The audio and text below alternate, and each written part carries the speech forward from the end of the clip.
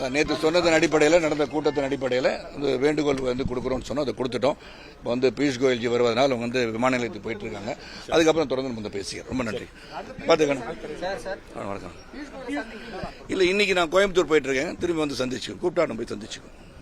வணக்கம். இல்ல, நான் திருப்தியோட தான் கொடுத்துட்டு போறேன். கண்டிப்பா நம்பிக்கை, உண்மையா நம்பிக்கை, கண்டிப்பா நம்பிக்கை. தலைவர் நீங்க சொல்றதெல்லாம் நியாயம் தான். நான் பரிசீலனை பண்றேன்னு சொல்லிட்டாரு.